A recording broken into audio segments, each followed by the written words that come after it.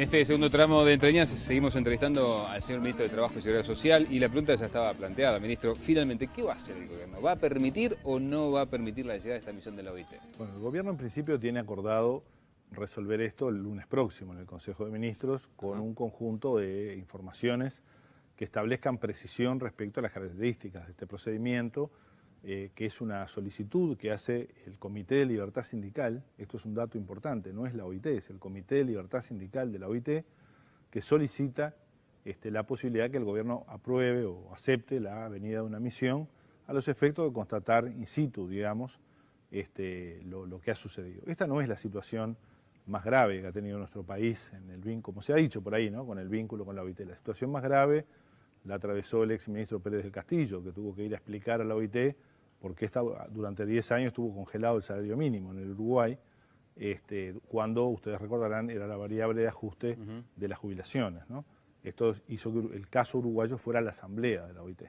El gobierno tiene claro que lo que tenemos para decir y para mostrar en materia de relaciones laborales ha sido tomado como ejemplo por la propia OIT en el mundo. Y de alguna manera sus componentes son los que mencionábamos antes. Un mecanismo que, naturalmente, con las tensiones de la negociación que se producen en cualquier escenario, salvo cuando no hay democracia, es un mecanismo que da previsibilidad y estabilidad. Por algo los empresarios quieren también convenios y en ese sentido las cifras así lo demuestran. Por tanto, no tenemos nada que ocultar, nada, al contrario. Es más, yo diría que de alguna manera tenemos bastante para mostrar y que sea tomado por otros. Y voy a poner un ejemplo concreto. La OIT nos ha pedido que lideremos el proceso de discusión que se va a dar en la OIT este año respecto a un convenio internacional sobre trabajo doméstico, y la legislación uruguaya es la más moderna del mundo en este sentido, y la negociación colectiva es la única en el mundo, y por tanto es un ejemplo a tomar, y este año vamos a llevar, le adelanto, como novedad, una trabajadora doméstica y una empleadora del sector doméstico para que expongan la experiencia uruguaya en el propio seno de la Asamblea Anual de la OIT. En este sentido, esto está claro, lo que hay que ver es los procedimientos que se establecen, los tiempos, acordar, y en este sentido probablemente en las próximas horas va a haber algunas novedades. Hemos recibido en estas horas una nota de la directora del Departamento de Normas de la OIT, donde se establecen precisiones con respecto a esto, y la semana que viene probablemente haya alguna novedad respecto a la presencia en Uruguay de alguna figura muy importante del organismo, que creemos, bueno, va a terminar de cerrar la decisión que el gobierno tomará el día lunes con seguridad. Yo diría con la máxima amplitud, con la búsqueda de, como decía, de exhibir la experiencia uruguaya con la máxima tranquilidad y con las precisiones que corresponda realizar para que el caso sea evaluado correctamente. Por lo que me está diciendo, uno tiende a pensar que la inclinación del gobierno es efectivamente a permitir la llegada de la misión de la OIT. Yo diría que la única duda que el gobierno tiene es si no hay una forma aún mejor de exponer nuestro caso a nivel internacional que la propia misión, o la propia misión y otras medidas que puedan ser acompañadas. Yo estuve conversando en el mes de marzo en Ginebra con el director general de la OIT.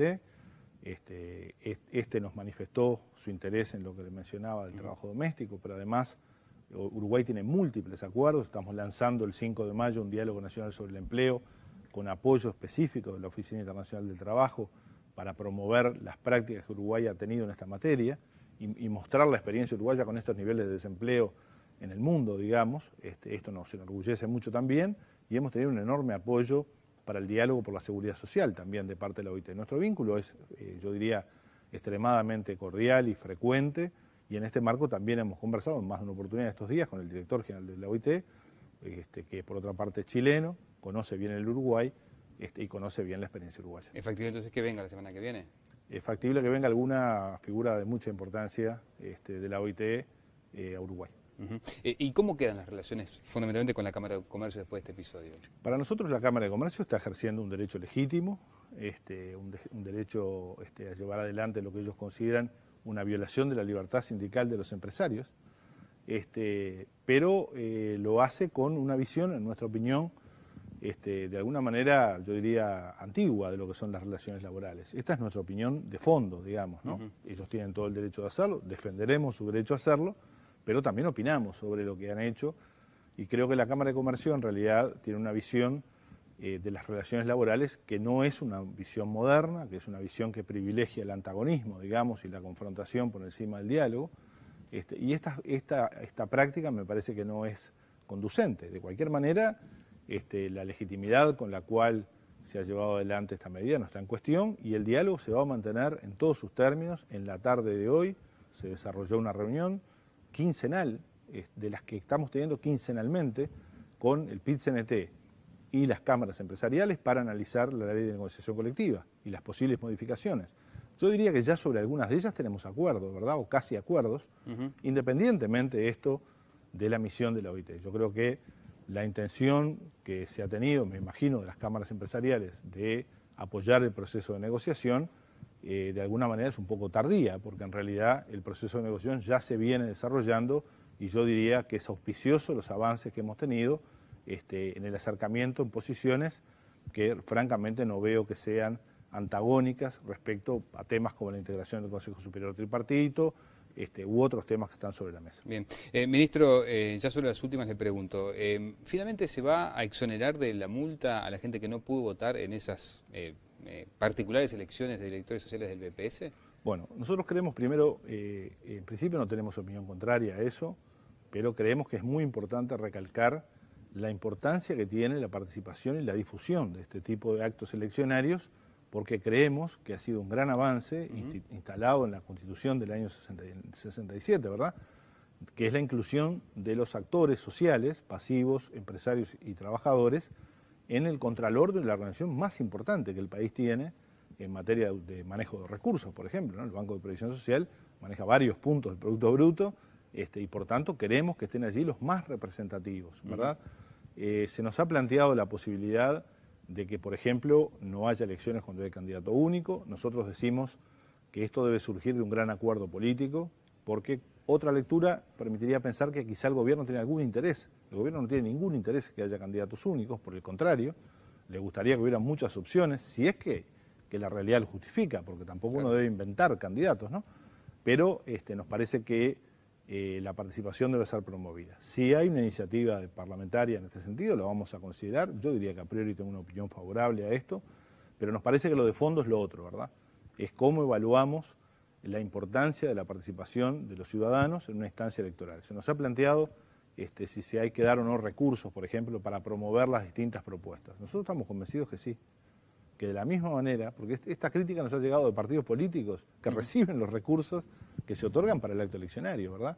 Entonces yo creo que en esto el BPS es un ejemplo, un modelo, que de hecho se ha replicado en otros ámbitos, que implica que los ciudadanos controlen la gestión del Estado. Y esto me parece que es, del punto de vista democrático, una cuestión de muchísima importancia. Ahora sí, la última. A propósito de un conflicto en particular, el del Supergas, que tuvo idas y venidas, lo último que se habría solucionado. Ahora, hay denuncias de cierto desabastecimiento en el interior. ¿El Ministerio hace un control después que se llega a un acuerdo, a un entendimiento en particular, en este caso? El Ministerio lo que hace es monitorea con las empresas, básicamente. En este caso, ANCAP es claramente nuestra referencia, pero también las empresas privadas. En el Ministerio de Trabajo hay un diálogo muy fluido con los empresarios permanentemente, cuando se plantean temas de este tipo, y sabemos que existe una situación que todavía no ha sido regularizada, de abastecimiento pleno, digamos, del servicio de Supergas. Esto lo hemos podido comprobar personalmente, o sea que sabemos que es así. En este sentido, estamos de alguna manera solicitándole a las empresas un esfuerzo adicional en una situación que ha sido resuelta, digamos, donde queda pendiente solo el trabajo en la comisión respecto a los funcionarios de los call centers. Pero nos parece que estas medidas son, yo diría, las últimas instancias de una ronda de negociación. Esto, lo que queda pendiente en algunos sectores del comercio, supermercados, tiendas. Estamos hoy resolviendo el sector arrocero también, donde se han alcanzado acuerdos.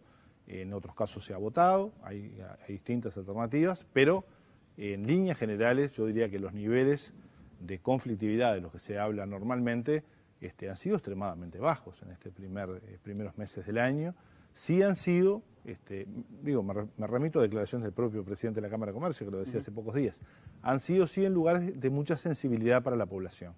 Pero esto es comprensible, pero no nos debe llevar a un razonamiento equivocado. Los niveles de conflictividad han sido notoriamente bajos y cuando culmine esta ronda iremos al escenario natural, donde hay convenios vigentes por como mínimo 24 meses, lo cual otorga, como decíamos, una situación de estabilidad que esperemos que nos permita trabajar en temas claves para el país, como son los temas del empleo. Bien, ministro, gracias por acompañarnos. Con muchísimo gusto. Bien, nos había prometido Loreley una información vinculada a la interna del MPP, que bueno, dicho sea de paso, sigue la negociación para ver cómo va a ser su dirección cotidiana. Y nos adelantabas, Lores, que digamos los principales dirigentes, las principales figuras no van a estar en esa. Así es. Bueno, luego de las elecciones del domingo, como resultado, la nueva dirección del MPP que emergió de esta consulta va a mantener los equilibrios ya que están reflejadas todas las tendencias.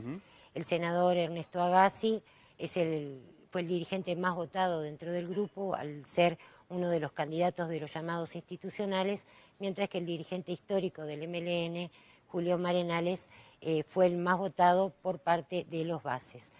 Si bien en esta nueva dirección existe un amplio predominio del MLN en cuanto a su composición, se asegura en el MPP que no va a haber cambios en cuanto al rumbo económico, sino que se van a mantener, más allá de que la nueva dirección va a tratar de tener una mayor incidencia en el frente sindical y en el frente social, dos aspectos que consideran que tienen carencias. Sí, porque lo que se decía es que si ganaba Marenales iba a haber un corrimiento, digamos, hacia la izquierda y que iba a haber más demanda en materia económica, ¿no? Así es, pero sin embargo siempre se identifica a Marenales como una de las figuras de la línea más dura del MLN, pero sin embargo en el MPP se sostiene que el dirigente ha tenido actitudes oscilantes en las decisiones que se han tomado a lo largo de todos estos años y entienden que no va a ser un obstáculo para el presidente Mujica en su gobierno ni que va a ser ningún tipo de oposición.